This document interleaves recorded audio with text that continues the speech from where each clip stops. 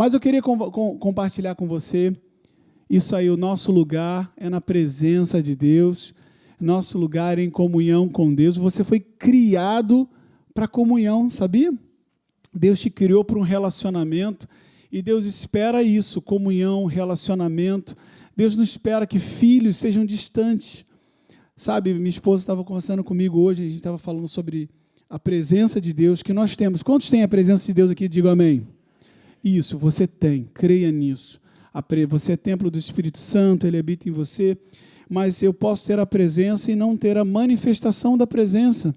Ela estava falando que um pai pode morar na casa com o filho, mas ele pode não ter o filho não pode ter comunhão com o pai.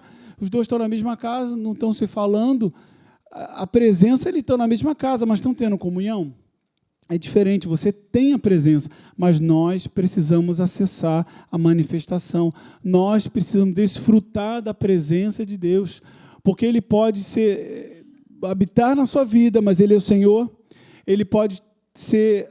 Você é templo do Espírito Santo, você é a nova criatura, você é justo, santo, mais que vencedor, curado, próspero e perdoado. Tudo isso foi a obra da cruz, mas eu tenho que acessar a presença dele, eu preciso acessar uma herança.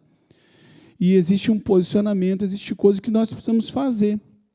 E uma delas é a comunhão com Deus. Porque Deus, ele não sai de dentro de você, ele mora em você. E a gente precisa dessa consciência diariamente que você está com Deus, Deus está com você. E embora a gente tenha alguns momentos de comunhão, nós vivemos na presença dele. Você não sai da presença de Deus, Deus não sai de você. Quando você vai trabalhar, Ele está em você. Quando você volta do seu trabalho, Ele está em você.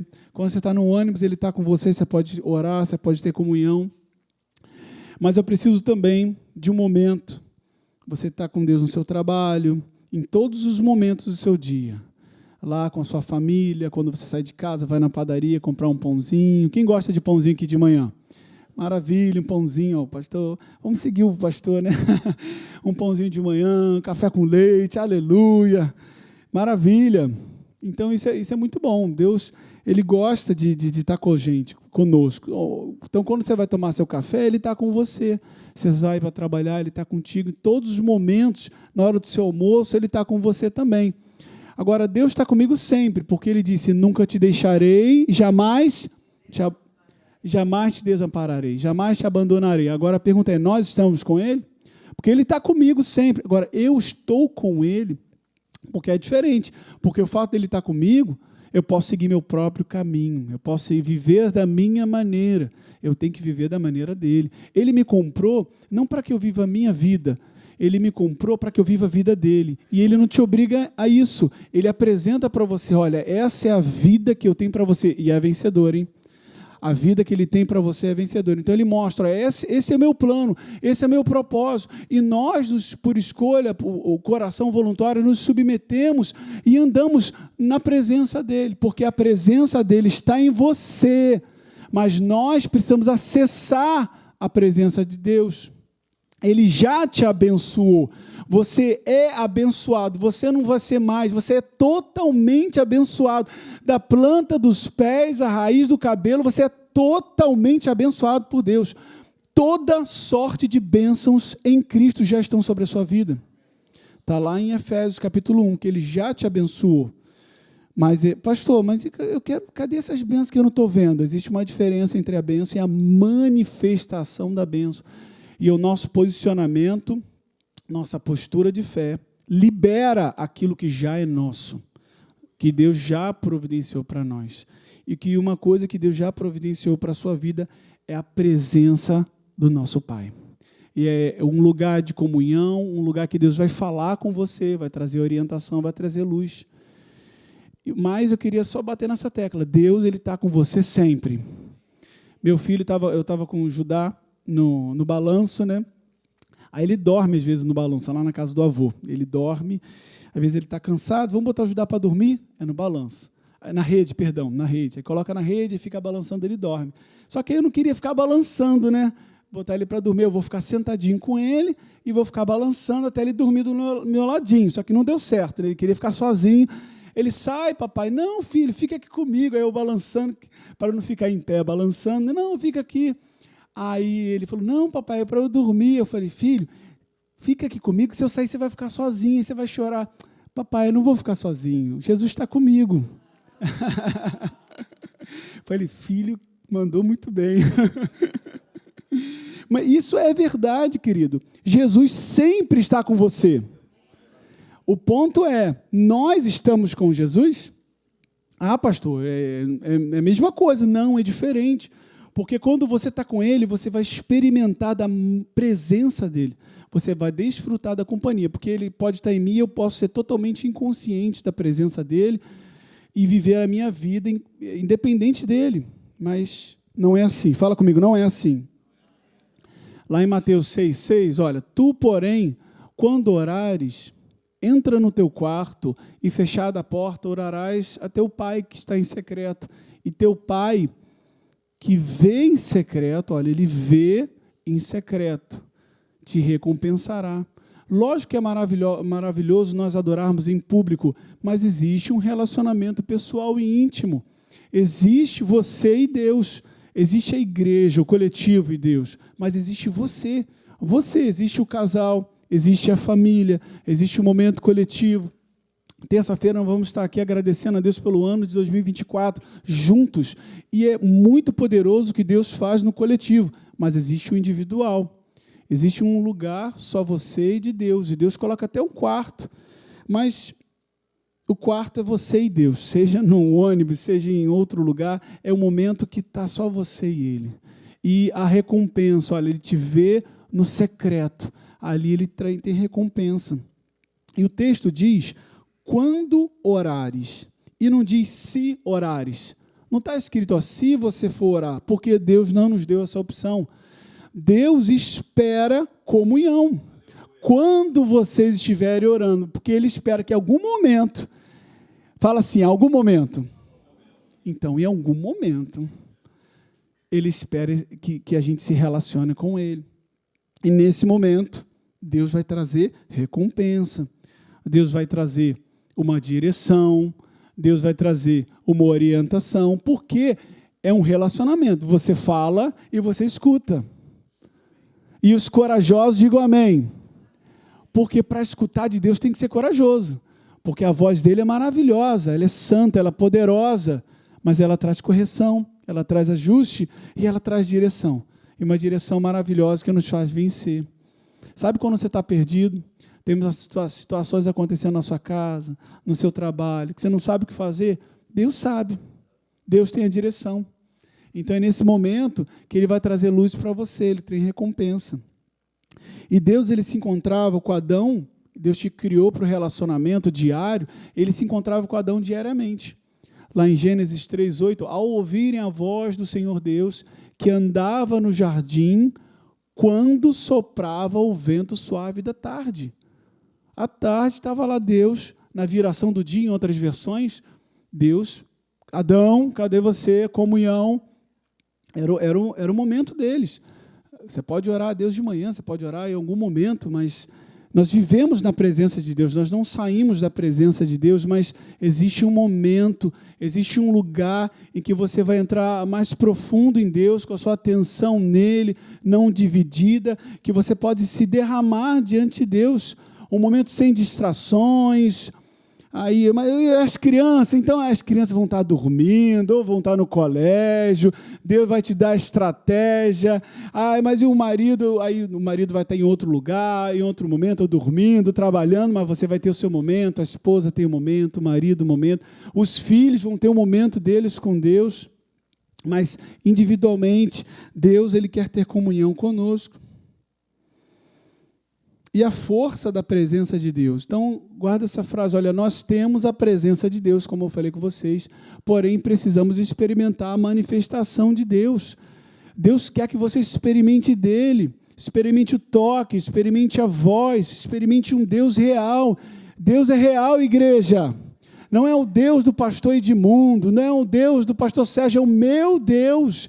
Ele é real na sua vida, tem que ser pessoal. Salomão falava, olha, era o Deus do meu pai, mas esse é o meu Deus.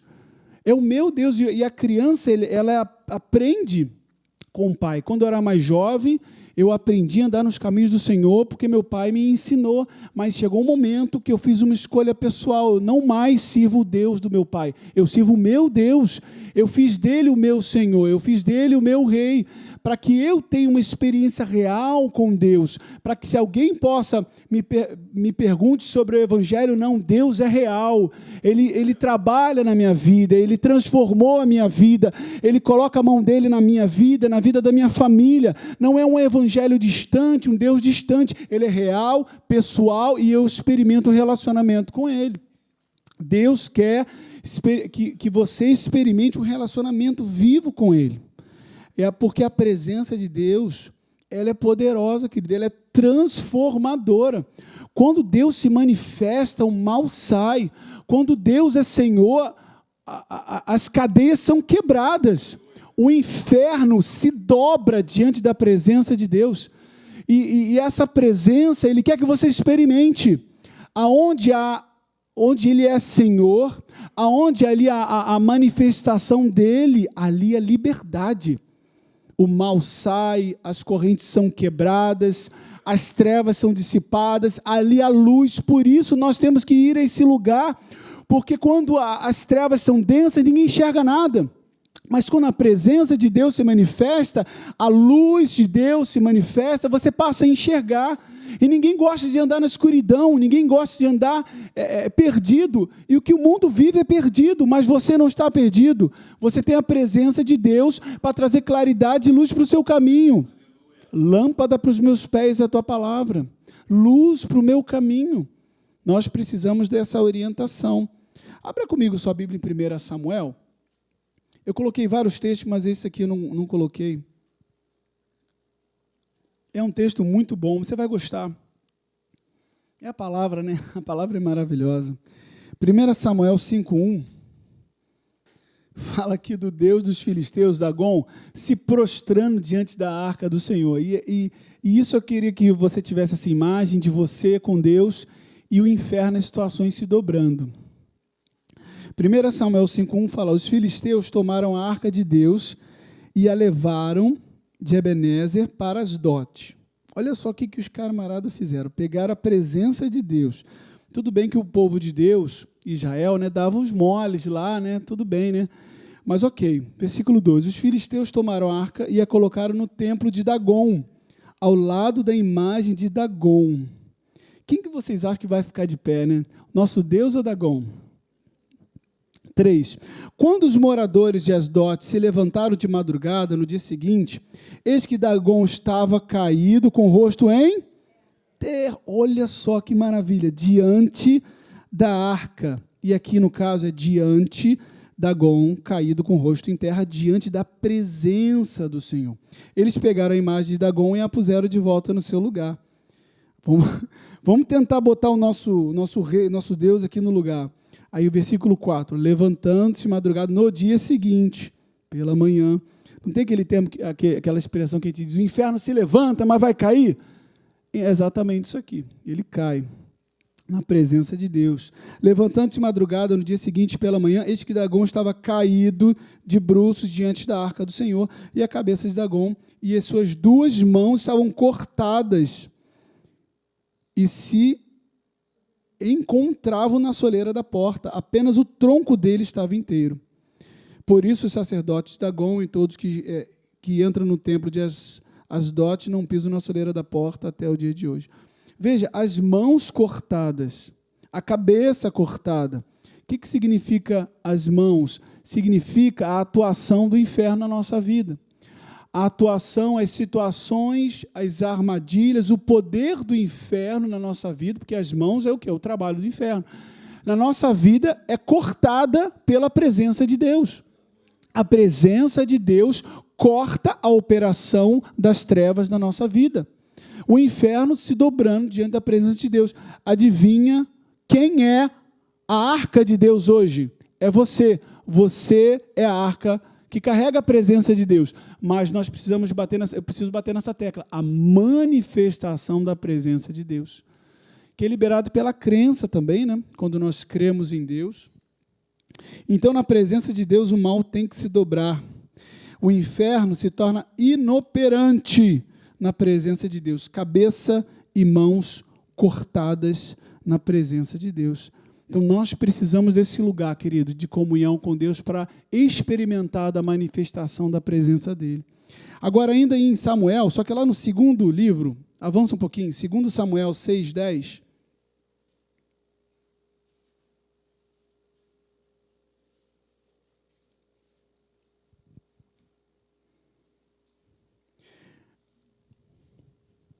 Segundo Samuel 6:10. No caso dos filisteus, a arca estava num lugar que estava num ambiente que Jesus que ele não era o Senhor. Aí o mal ele foi cortado, mas na casa de Obed-edom, que é alguém que cria em Deus, a arca, ela não destruiu, ela abençoou. Então, 2 Samuel 6:10, diz assim, Davi não quis levar a arca do Senhor para junto de si, na cidade de Davi, mas fez com que fosse levada para a casa de Obed-edom, o geteu. Assim, a arca do Senhor ficou na casa de Obed-edom, o geteu, durante 3 meses. Fala, 3 meses. E o Senhor abençoou e a toda a sua casa. Deus abençoou a casa por causa da presença da arca, a presença de Deus. Avisaram o rei Davi, dizendo, o Senhor abençoou a casa de Obed-edom e tudo que ele tem por causa da arca de Deus. Então Davi foi com alegria, trouxe a arca de Deus da casa de Obed-edom à cidade de Davi. Então você tem essa presença, a presença de Deus está lá na sua casa, para que você seja abençoado em tudo. Tudo que você fizer seja abençoado. Por quê? Por causa da presença de Deus. Porque Jesus ele é o Senhor da sua casa. Porque quando Deus ele é Senhor de uma casa, quando Ele é o rei da casa, ali está liberando a manifestação da presença dEle. Quando você obedece a Deus e faz o que Ele te pede, você está liberando a presença e a manifestação dEle. Quando você tem comunhão com Ele, você está liberando a manifestação da presença de Deus. Quantos querem a manifestação da presença aqui? Amém. Comunhão, obediência, a direção de Deus, você vai liberando a manifestação. E quando Ele se manifesta, a liberdade, a cura, a transformação. O ambiente muda. O ambiente muda. Então, querido, nós não podemos ter outros deuses. Lá nos filisteus, os filisteus adoravam a Dagon. E a presença de Deus não os abençoou. Agora, Obed-edom, ele amava a Deus. E eu acredito que Davi não iria entregar a arca de Deus a alguém que não amasse a Deus. Então, ali, na casa de Obed-edom, a arca foi bênção para a vida dele. E Deus quer te abençoar. Deus quer transformar a sua casa, a sua família. A presença de Deus, mudar todo o ambiente. Ter um ambiente saudável. Não é um ambiente perfeito, porque não somos perfeitos. Ninguém é perfeito aqui. Eu sei que você pode olhar aí para o pastor Sérgio, achar que ele é perfeito, bonitão, tal, mas não é perfeito, não tem perfeito. Mas perfeito é Jesus, aleluia. Mas ele muda o ambiente, ele transforma as pessoas, ele transforma o pai, a mãe, os filhos. Cabe a nós permitir a ação de Deus na nossa vida, permitir que Ele coloque a mão em nós e na nossa vida. E em 2025, permita Deus trabalhar na sua vida, faça aquela oração, Senhor, vê se há em mim algum caminho mau. É a oração dos corajosos. Vou perguntar, quantos corajosos tem aqui? Então, como é que é a oração do corajoso? É aquela assim, Senhor, vê se há em mim algum caminho mau e me guia pelo caminho excelente. O que você está falando? Deus, se tem uma coisa errada, mete a mão e me molda, que nem o barro na mão do oleiro. Deus falou que nós somos assim, então a gente precisa se render a isso. Deus, Ele olha, vocês são barro na mão do oleiro, mas aí tem que apertar, tem que moldar. Só que hoje em dia ninguém quer ser moldado por Deus, né? O mundo não, você tem que ser o que você é. Você é a si mesmo. Não, nós somos o que Deus diz que nós somos. Não se renda a sentimentos. Os sentimentos são enganosos, são mentirosos. E muitos sentimentos te levam para o fundo do poço, para a morte, depressão, destruição. Creia na palavra, não creia nos sentimentos. Permita Deus trabalhar na sua vida. Amém? Ok, então vamos seguir aqui. Eu queria trazer um exemplo para você de alguém que foi à presença de Deus e teve grandes resultados. Alguém que estava debaixo de pressão, debaixo até mesmo de ter uma tendência até de depressiva, por uma afronta maligna, mas que se levantou, deu a volta, se levantou, foi renovado, seguiu em frente e depois ainda desfrutou da promessa, que é o exemplo de Ana. Olha, 1 Samuel, capítulo 1, ficou pequeno, hein? Acho que ficou pequeno aqui, eu vou ler por aqui. Penina, aí versículo 6, é o exemplo de Ana. Ana era esposa de Eucana e Penina também. Penina podia ter filhos, Ana não podia, Deus a impediu de ter filhos. E Penina, sua rival, provocava e humilhava a Ana continuamente porque o Senhor a tinha deixado estéril. Então aqui já estão vendo uma afronta de alguém que está ali te ofendendo, te deixando triste, é o inferno botando aquela voz para te paralisar. Isso tudo acontecia ano após ano, era algo recorrente. Sempre que eles subiam à casa de Yahvé, o Senhor, a rival de Ana, a ofendia e ela passava o tempo todo solitária, chorando e sem comer. Veja como a afronta do inferno tenta nos paralisar, nos isola, deixa a pessoa sozinha. Não quero ficar sozinha. Porque o inferno quer isso, uma célula longe do corpo, ela morre mais facilmente, mas juntos nós somos mais fortes, amém? Aqui na igreja, vindo para a igreja, orando junto, procurando ajuda. Aí o irmão ora para você, te dá uma palavra. Aí o pastor vai te dar uma palavra que te encoraja. Ela estava chorando e sem comer. Versículo 10, e com a alma profundamente sofrida, chorou muito e começou a reclamar de Penina. Não, olha. E com a alma profundamente sofrida, foi puxar o cabelo de Penina. Porque estava ofendendo ela. Eu tenho filho, você não tem. Não, ela foi orar ao Senhor. Onde está a resposta, igreja? Com o Senhor, ela foi na pessoa certa, não ficou murmurando. E fez o seguinte voto: ó Senhor Todo-Poderoso, se quiseres dar atenção à humilhação da tua serva e te lembrares de mim, e não te esqueceres da tua serva, mas se lhe concederes um filho homem, então prometo que o dedicarei a ti, Yahvé, por todos os dias da sua vida. Versículo 12. Enquanto ela seguia em oração na presença do Senhor, ele observava os movimentos de sua boca. Então, algo interessante é que, enquanto ela seguia em sua oração, ela ficou ali na presença de Deus, sabe? Quando você for à presença de Deus, fica lá. Fica na presença de Deus para que Deus fale com você. Mas pastor, deu a hora, eu tenho que me levantar para o trabalho. Amém, levanta e vai. Mas se der para ficar, fica mais tempo. Fica ali orando, em gratidão, louvando, porque ela continuou, ela seguia a oração na presença do Senhor. Nada contra orações rápidas, de maneira nenhuma. Uma oração, a oração do justo pode muito em seus efeitos. Amém, igreja?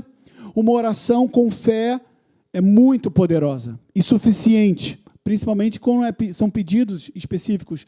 Mas eu estou falando algo voltado até mesmo à comunhão. Passe tempo com Deus, o máximo que for possível para você. Gaste tempo na presença de Deus, porque Deus vai falar com você. Mas Deus não falou, então continua. Mas Deus não falou, continua amanhã. Até que haja claridade e resposta. Não se mova sem a resposta de Deus. E ela continuou. Entretanto, versículo 15, Ana lhe replicou com essas palavras. O sacerdote Eli pensou que ela estava bêbada, que ela estava falando, sozinha, não, Senhor, meu Senhor, pelo contrário, sou uma mulher tomada de amargura, não bebi vinho ou qualquer bebida fermentada, estava assim a derramar minha alma perante o Senhor. Fala comigo, derramar minha alma perante o Senhor. Ela estava se derramando. Querido, é tempo de nós nos derramarmos diante do Senhor, é tempo de você colocar aquilo que está te afligindo, te incomodando. Não é para ela ir lá e brigar com Penina. Penina está perturbando, falando, zombando dela, eu tenho filho, você não tem. Ela foi falar com Deus. Você já foi falar com Deus? Botar todas as cartas na mesa? Faz isso, vai falar com Deus. Mas o que está me afligindo? Não vou levar isso para Deus. Não, tem que falar com Deus sim. Vai e coloca, Senhor, é isso que está acontecendo, é isso que está me afligindo, é isso que está essa zombaria do inferno. Coloca diante de Deus, Ele tem a resposta, Ele vai trazer a orientação. Ele se importa com tudo que você está enfrentando. Ele não quer que você fique paralisado pelo medo. Porque se ela seguisse nessa tendência, ela ia ficar cada vez mais feliz, depressiva, não queria ficar perto das pessoas, não queria comer. Mas ela foi derramar a alma dela diante do Senhor. Esse é o segredo. Derrame o seu coração diante de Deus. Chora ali diante de Deus. Deus vai trazer resposta. Alguns meses atrás, eu estava passando, eu e minha família, passando por situações difíceis, assim como todos nós. Quantos passam situações difíceis aqui? Diga amém. No mundo tereis aflições. Passamos sim, e outras virão, e aleluia, Deus está conosco, vamos vencer em Cristo Jesus. E eu estava ali, a situação me incomodando, a minha esposa também, e eu fui lá, coloquei, fiz aquele DR com Deus, que nem diria a Cláudia, né? Abriu o verbo com Deus, coloquei situações diante de Deus, chorei diante de Deus, pá. E eu falei, Senhor, eu vou perseverar até o Senhor trazer a resposta e claridade para isso que está acontecendo. Gente, eu imaginava que ia ficar um tempo assim, orando, algumas semanas, talvez meses. No dia seguinte, Deus trouxe a resposta. Mas houve algo intencional da minha parte, abrir totalmente o meu coração, o verbo, eu e minha esposa, para que houvesse uma resposta dessa situação que estava acontecendo. E Deus trouxe a resposta com versículo e tudo. É pessoal, tá? Por isso que eu não vou contar. Mas Deus fala e responde. Aonde? Derramar a minha alma diante do Senhor. Esse é o lugar que nós temos que ir. Então, Eli lhe disse, vai-te na paz do Senhor, e que o Senhor Deus de Israel te conceda o pedido que lhe fizeste. Então, ela ouviu. Aqui, no caso, o profeta, ele representa Deus, né? Ela ouviu a voz de Deus. Pronto, Deus falou. Bum, no meu coração. Gera paz, gera tranquilidade. E mesmo que você não tenha o neném, o milagre, no caso dela o neném, no colo, você pode se alegrar e descansar. Você pode voltar, fazer sua alimentação, você pode ficar perto das pessoas, você pode ficar alegre, mesmo sem estar com o milagre nas suas mãos. Ao que ela respondeu, que a tua serva alcance graça diante de ti e que pense sempre bem da minha pessoa. Não estava bêbada, não. Hein? Em seguida, Ana seguiu o seu caminho, comeu e o seu rosto já não havia mais desalento. Isso é a presença de Deus. Mas o que aconteceu? Antes ela estava triste e agora o rosto dela está bem. Estava triste, agora está bem. A presença de Deus, a comunhão com Deus, transforma o rosto. Você vai triste, volta alegre. Ué, o que aconteceu? É Ele. É Deus. Então Ana recebia afronta contínua. A afronta paralisava, ela ficava sem comer. E todos somos afrontados. Só que você não pode cruzar os braços. Não cruze os braços. Não fique parado diante da afronta do inferno. Ana orou e adorou o Senhor, mesmo com a alma entristecida. Eu estou muito triste para falar com Deus. Não, aí que você tem que correr para Ele. Corra para Deus no meio do caos. Não espere as coisas melhorarem para buscar o Senhor. Se derrame perante o Senhor, sem vergonha. Imagina se Ana dissesse, eu estou muito abatida para orar, não tenho forças para orar.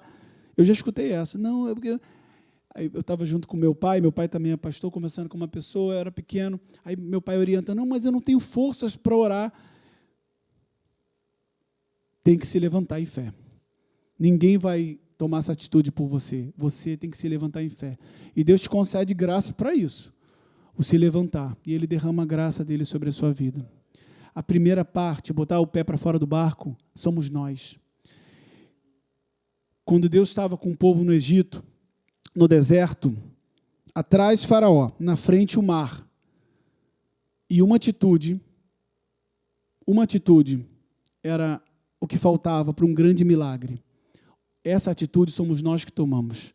Uma atitude para um grande milagre. Você pode falar uma atitude? O inferno atrás, Faraó vindo pressionar, querendo destruir o povo de Israel. Na frente, uma limitação. E o que separava um grande milagre era apenas uma atitude. Moisés, diga ao povo que marche, vai para frente, avança. Eu e você que fazemos essa parte. E Deus vai abrir o mar, Deus vai fazer o milagre, mas essa parte, eu e você. Ana orou, adorou, mesmo com a alma entristecida, mesmo abatida, mesmo triste. E ela deixou claro, olha, o que o Senhor me der vai ser teu. Essa bênção é para a tua glória, isso que eu estou pedindo vai glorificar o teu nome. Esse filho, que no caso era muita honra para a mulher ter um filho homem. Ter filhos era muito honroso, principalmente naquela época. E ela queria essa honra. Ela falou, é para ti, é para a tua glória, o que eu estou pedindo é para glorificar o teu nome. Então, o que você estiver pedindo para Deus, tenha essa consciência para glorificar o nome de Deus. Não botei essa frase aqui. Olha, antes, Ana, choro, tristeza, isolamento, falta de fome. Eu não sei, às vezes alguém pode estar numa situação parecida com essa. E depois, ela se alimentou, seu rosto não havia tristeza e ela seguiu o seu caminho. Isso é a mão de Deus, querido. Essa é a promessa de Deus. Qual foi a diferença? A comunhão com a presença de Deus. Persevere em oração, continue em oração, derrame sua alma perante o Senhor. Ana seguiu seu caminho, mesmo sem estar com o bebê no colo. E ela não havia mais medo. A presença de Deus remove todo o medo. Aleluia. Abri um parênteses aqui, ó. Compra o livro do Pastor Hélio. Vai te abençoar. A presença de Deus remove todo medo. Eu queria compartilhar outro exemplo com você. Está lá em 1 Samuel, capítulo 30, que é o exemplo de Davi. Também afrontado. É um exemplo bem parecido. Eu coloquei aqui, mas se você quiser abrir, 1 Samuel 31, Davi foi afrontado, porque um exército inimigo só levou sua família inteira e dos soldados. Ele havia saído para o combate. Quando ele retorna, ele perdeu a família, as esposas, e os soldados também perderam todos. Ninguém havia sido morto, mas todos haviam sido raptados, foram levados como cativeiros. Em 1 Samuel 30, versículo 1, quando Davi e seus homens chegaram a Ziclag, no terceiro dia, os amalequitas haviam atacado Negueb, devastando e incendiando a cidade de Ziclag. Tomaram como cativas, versículo 2, está aqui também. Tomaram como cativas todas as pessoas que lá estavam, mulheres, homens adultos, jovens e idosos. A ninguém mataram, mas os levaram consigo, quando decidiram seguir seu caminho. Logo que Davi e seus homens chegaram à cidade, observaram que ele fora totalmente queimada e que suas mulheres e seus filhos tinham sido sequestrados. Então, Davi e todos que estavam com ele prorromperam, palavrinha diferente, né? Prorromperam em exclamações de horror, brados de dor e choraram até se esgotarem as lágrimas. Ou foi por desidratação, ou naturalmente chega um momento que a pessoa chorando não tem mais lágrima. Mas era uma situação extrema, de dor extrema. Choraram até se esgotarem as lágrimas. Versículo 6. Davi ficou profundamente triste e angustiado. Seus próprios seguidores estavam tão amargurados com o sequestro de seus filhos e filhas que falavam em apedrejar. Davi, entretanto, encontrou ânimo em Yahvé, o Senhor, seu Deus. Aí no versículo 7, então declarou Davi ao sacerdote Aimeleque, rogo-te, traze-me depressa, eu coloquei aqui, traze-me depressa um éfode, colete sacerdotal. Abiatar trouxe a Davi. Aí o que Davi fez? Ele perguntou ao Senhor, perseguirei a esse bando de invasores?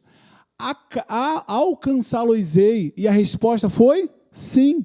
Imagina se Deus diz não, hein? Persegue-os, porque certamente os alcançarás e libertarás os prisioneiros. Versículo 18. Assim, Davi recuperou tudo quanto os amalequitas haviam tomado. Aleluia!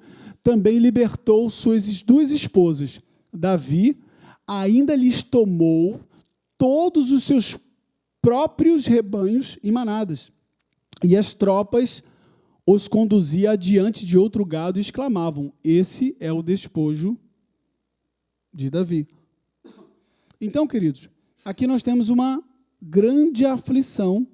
Davi, ele tinha saído em combate com seus homens, eles voltam, então debaixo de um grande ataque. Talvez você não esteja numa situação tão crítica como essa, né? Mas Davi buscou ao Senhor. Davi, diante de uma grande pressão, de uma situação que naturalmente não se sabe o que fazer. Talvez você esteja numa situação aqui. Quantos já passaram por uma situação que não sabiam o que fazer? Alguém já passou por uma situação que não sabia o que fazer aqui?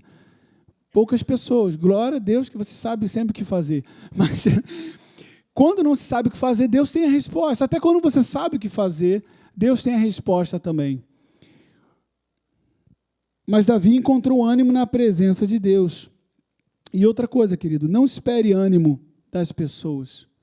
Não espere alguém te encorajar. É maravilhoso quando alguém nos encoraja. É maravilhoso quando um pastor vai e te encoraja. Você vem na igreja e ouve uma palavra que te encoraja. Alguém te anima, o marido anima a esposa anima o marido, os pais animam os filhos, o filho às vezes encoraja os pais. Mas, querido, não dependa de alguém te animar. Se anime no Senhor. Davi não tinha ninguém para dar um tapinha nas costas, para dar uma palavra de ânimo. Os seus próprios soldados queriam apedrejá-lo. Ele perdeu a família.